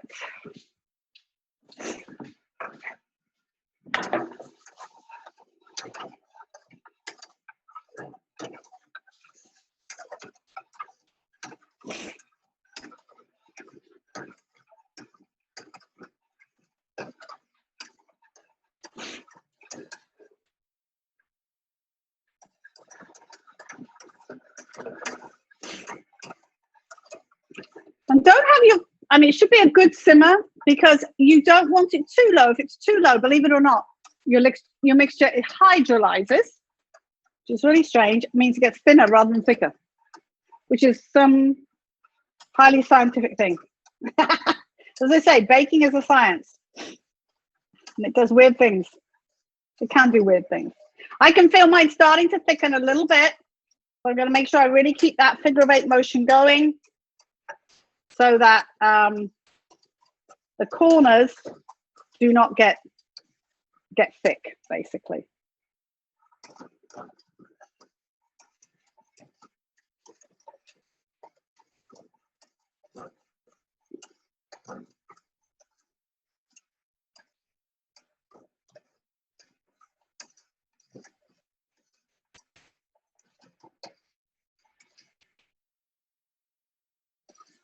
Getting there.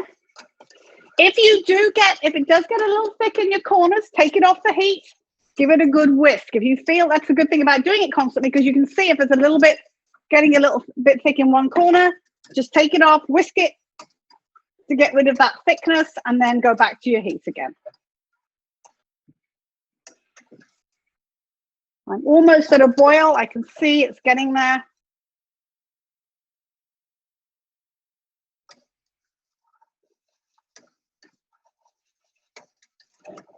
You may need to stir a little bit quicker as it gets to a boil because it will thicken up quite a bit more.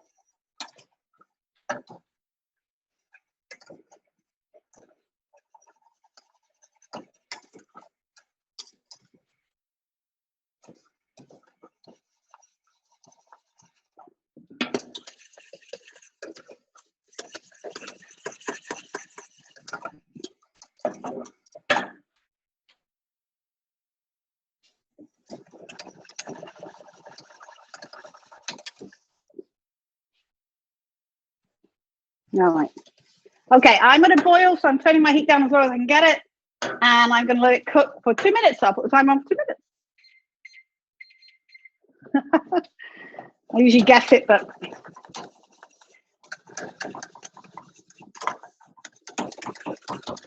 I'm just whisking it to make sure it's all nice and smooth on the bottom.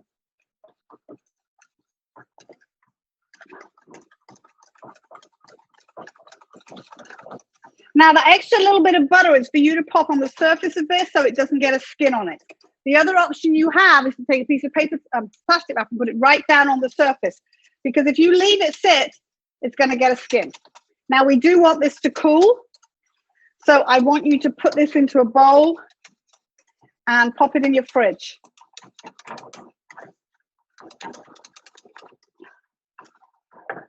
Now grab some plastic, a little bit of butter. That's what I'm going to get.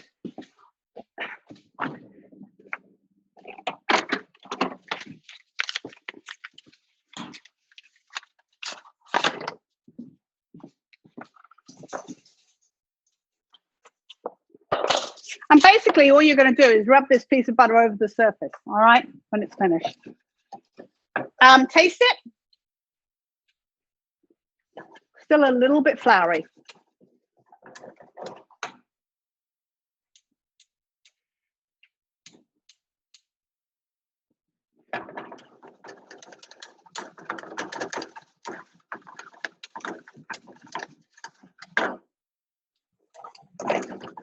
Now, as soon as it's done, you can add your flavoring, whatever you want to add. Right, now look at that thing. All right, yes, we're good. Nice and golden brown on the top. Whoops, I nearly lost it.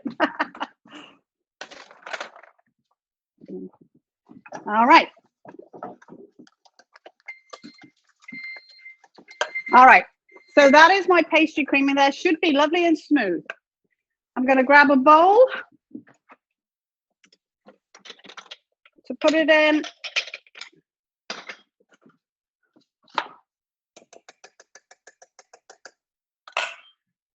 And then I'm going to, before I do that, I'm going to put your flavoring in. So I'm going to do 2 tablespoons of orange liqueur. All right, that's my 1, 2. That could be my cream puffs.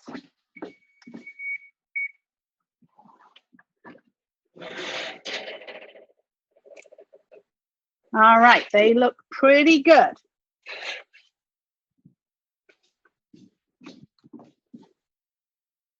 Okay, so I am going to sit this down for a minute. I'm going to check my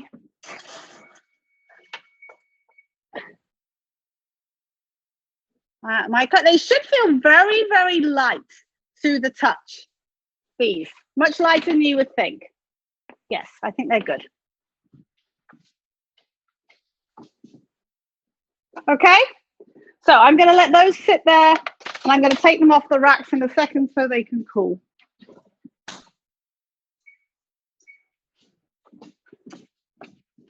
Right, I put my booze in. Yes, I did. All right, so I'm just going to stir that in. And I'm not adding vanilla because I put the booze in. All right. Oh, you can smell it. It smells great. So I'm going to pop this in here in a bowl, and I'm going to pop it in the fridge to get it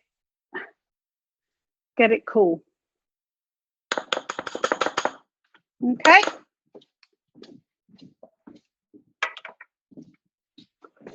So I'm taking this piece of butter, paper off, and I'm going to smear it all over the top so I can see it, and it should melt.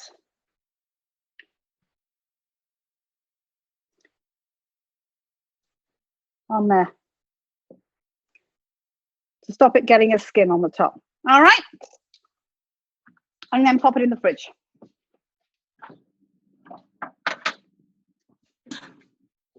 Okay, so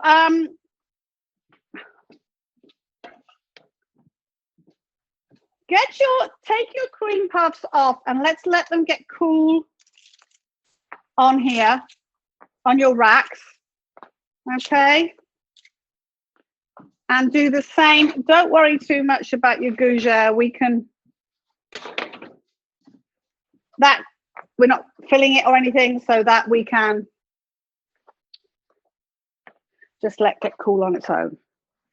Now, my cream puffs, if you have enough room for your cream puffs, pop them in your fridge if you can, because we do not want to fill these with cream when they're still warm.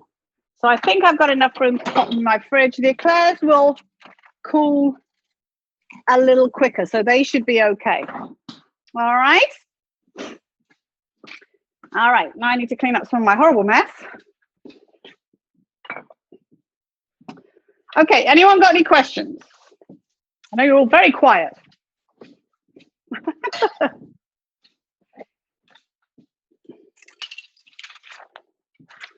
So,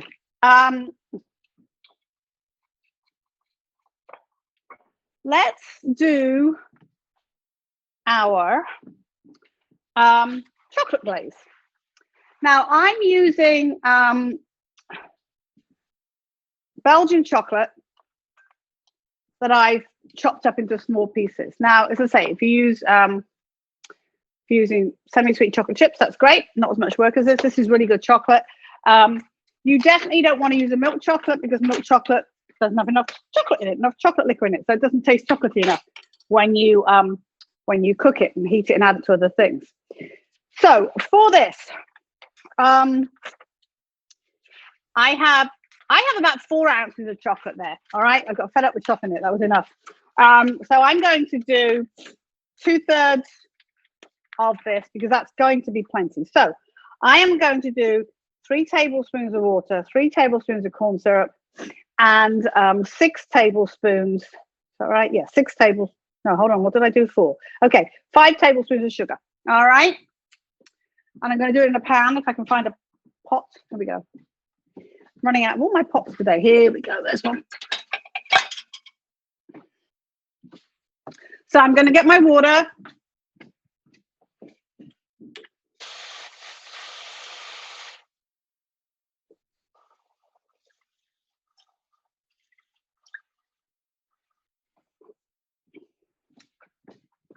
And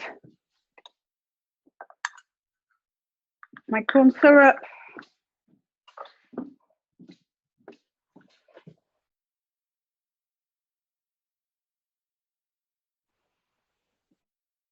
I'm using about 2 3/4 teaspoons because I'm doing about 2/3. And then 1/3 of a cup of sugar.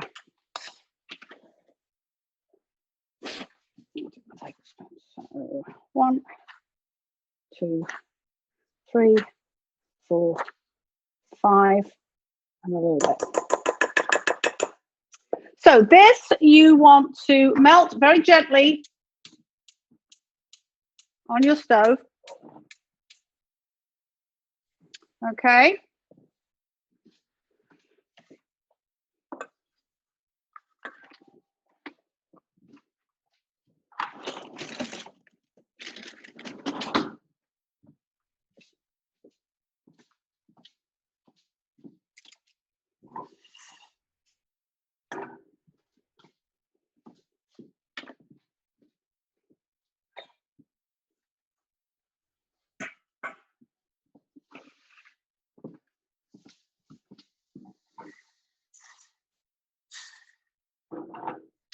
And once it's fully melted, we're going to pour in the chocolate and then let it melt slowly.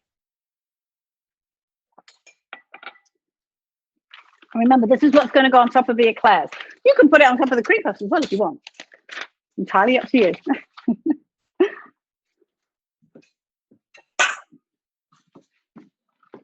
Grab another wooden spoon.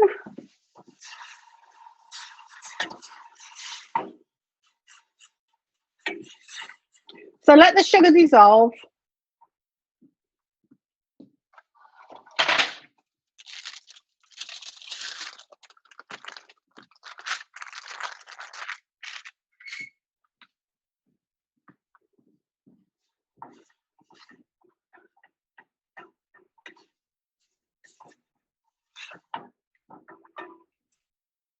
And it should go clear when the sugar's dissolved. You don't want any grainy bits of sugar in there.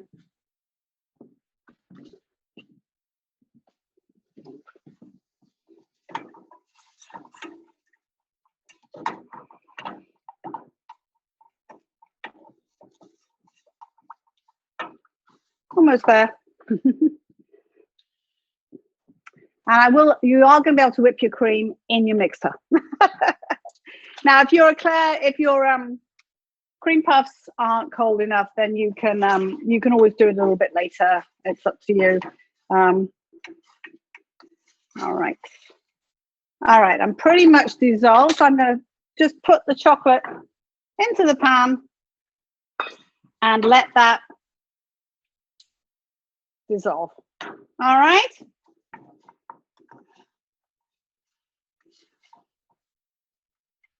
And it will dissolve real quick.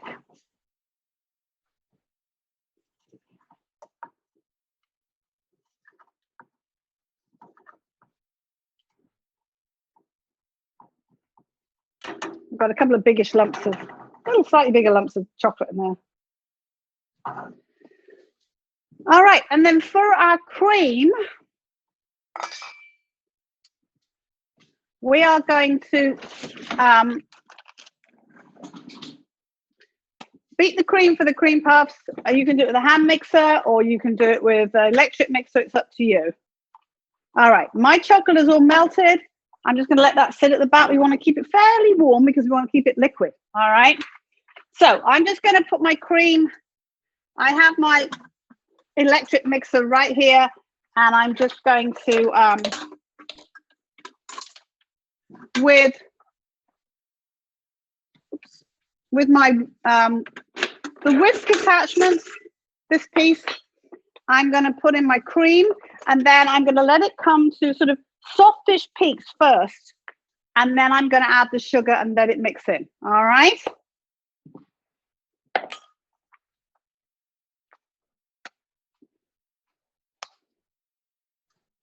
Oh, there's something in here.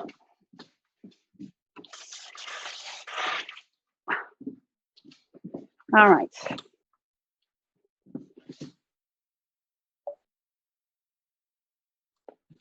So my cream's going in. My whisk attachment's going on. And I'm going to get this just very soft peaks and then add my 3 tablespoons of sugar.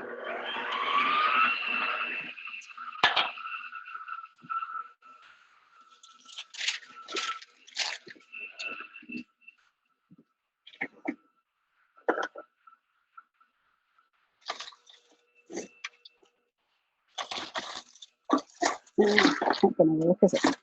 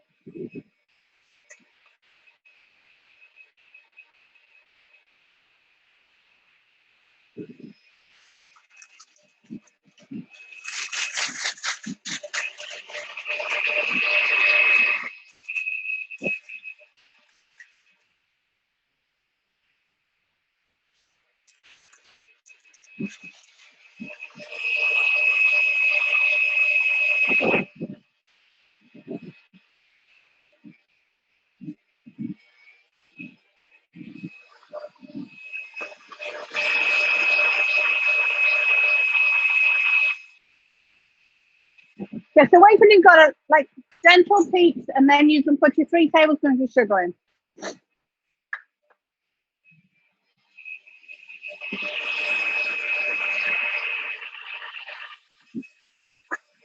All right, mine's pretty much there. So I'm going to slowly add my sugar.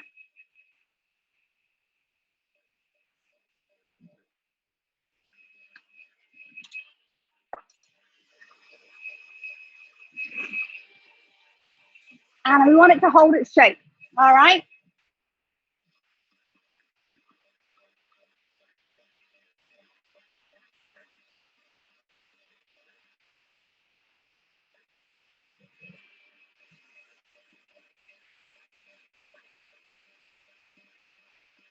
That looks good.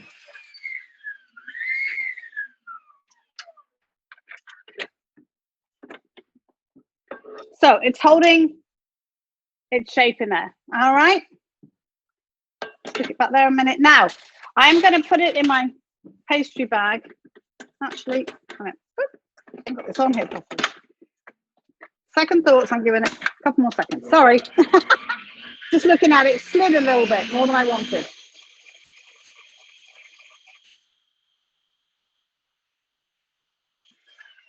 There we go. So you can either do it in a pastry bag, you can spoon it onto your cream puffs. It's up to you. For the pastry cream, I am going to use, I'll show you what we're going to use for that, for the eclairs. So I'm going to use a pastry bag again. I'm cutting a very small hole in the pastry bag, a little tiny one at the bottom, real small. And then what I'm going to do with these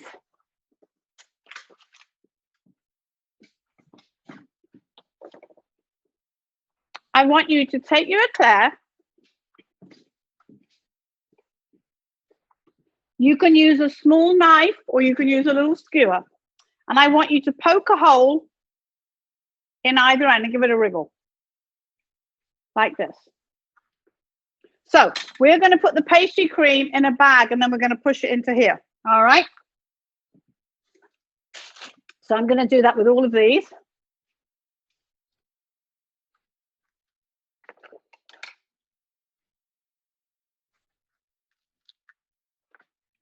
Move my cream out of the way.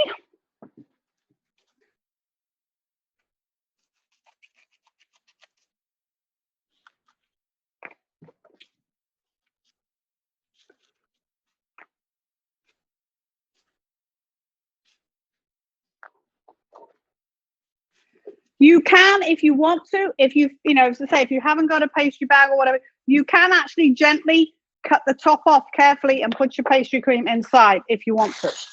It's kind of up to you what you want to do. I think it's neater and easier if you do it this way. But as I say, if you've got, I'm just looking for my, I think I had another.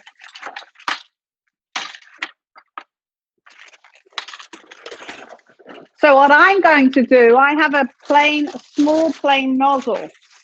You can do it without the nozzle, but I'm going to do it with the nozzle in here. And a bit more. So that I can squeeze it in. I'm going to squeeze it in through there. I'll show you how to do that in a second. So for our cream puffs, let's see if they are cool. As long as they're coolish, yes, they are. So, got too much stuff over here. All right, let me move that over there. Now, you want to carefully cut the tops off these, okay? So, best way to do those is with a serrated knife.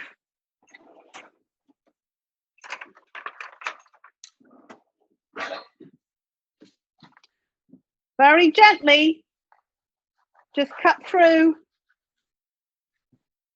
and open them up. And there should be a nice hole in the middle. All right, make sure you keep the top with the bottom.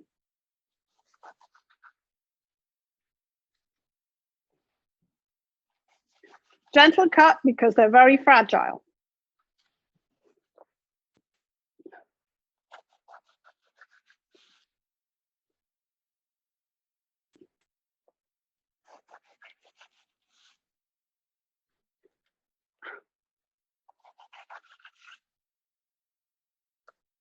All right, I'm just going to do that many for now because I'm running out of space here. All right, so I am going to put my eye cream into my, as I say, you can spoon it on. There's no reason why you can't just spoon it on. You do not need a pastry bag for this, but a fluted one is nice if you have one. All right, so let's give this a rinse and do it like this.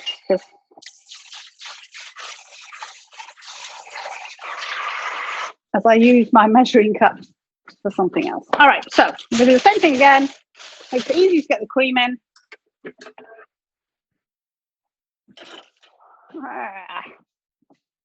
Need another spatula. Oh, this will do. There we go.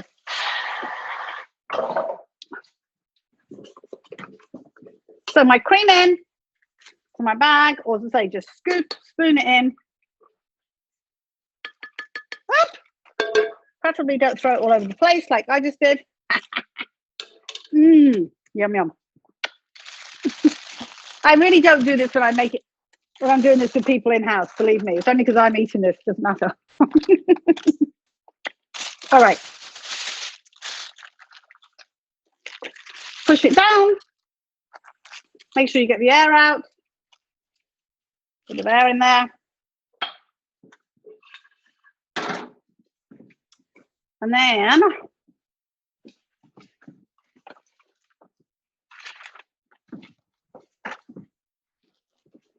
take your cream puffs, make sure stuff's coming out, and hold the bottom, give it a swirl, and pop your top on. Okay, now you could, if you want, you can dip the top in your chocolate. Classically, cream puffs are just topped with a little bit of confectioner sugar, but doesn't mean you can't do them the way you want to do them.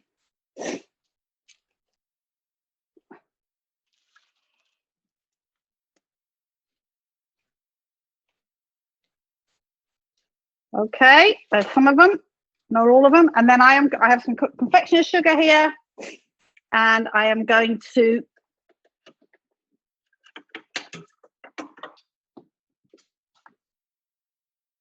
put this in a strainer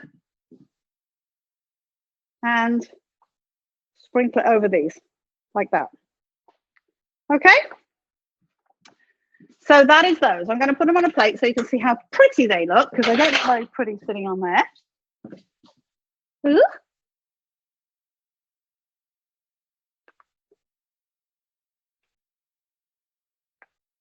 I think we've run over on time a little bit, got too excited. What is the time? Oh, no, we're doing great. Good, good. All right, so that's why I haven't quite finished all of mine, but don't they? I think they look really nice with just the, did I fill that one? No, not yet. With just the confectioner sugar on the top. All right, so I'll pop those over there. I can finish those ones later. All right, so my pastry cream, I hope is cool. We'll see. It's sort of room temperature, so it's not bad. Not bad. So, with these, same idea. I've just got a plastic nozzle. You don't have to use the nozzle, it just makes it easy to shove it into the eclair. All right, so see, I didn't get a skin on there because I had that sugar on the top. I want to make sure this is there. There we go. A bit of cream on the spoon, but never mind. Okay, so technique for doing this.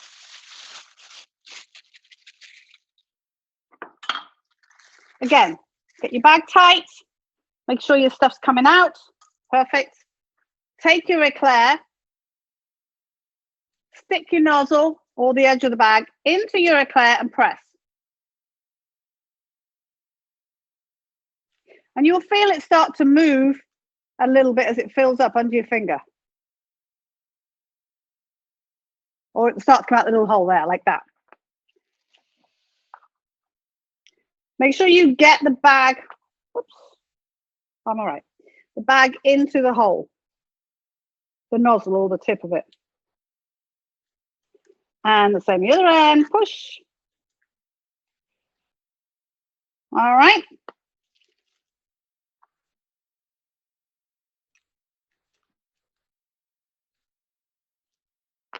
Keep tightening your bag up so you can get it out. Push. And as I say, if this is too fiddly, you can split them in half and whoops, and do it that way. Hold on. I'll make sure my hole's big enough there. It is hard to do it if you don't have a nozzle on your bag because it can't kind of penetrate, but all right. A couple more of these. Ah, you dropped the bag. Okay, now, finally, with those, we want to dip them in our chocolate.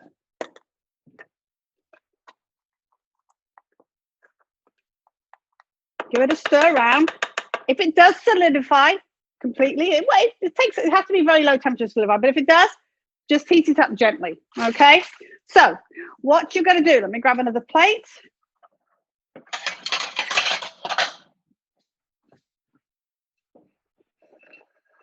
Take your eclair, tip it upside down, dip the top in the chocolate, let it drip off.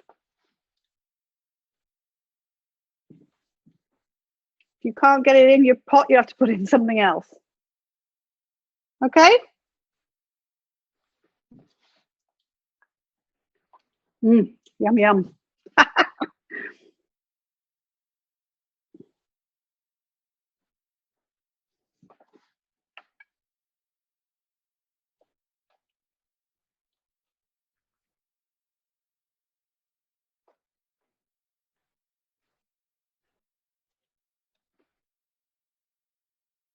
Oop. A little dent in that one, so it kind of missed it. Did I fill this one? No, that was all the ones I filled. All right, so those are those. There we are. I'll finish the rest a bit later. And then for the gougere, I literally normally put that in a basket or in a small plate or something. Let me see. What can I put it in? I got my little basket here. No. All right, let me grab a small dish or bowl to put it in. And I just cut this. These are my little long pieces I did. And then I just cut this in pieces. I'll show you. And this is not a very pretty serving thing for it, but just like in sort of little wedges. And so usually I would put it in a basket. I haven't got a basket around. I'm not quite sure I'd put it. So, and then just serve it like great with a glass of wine or as an appetizer. And hopefully tastes very good.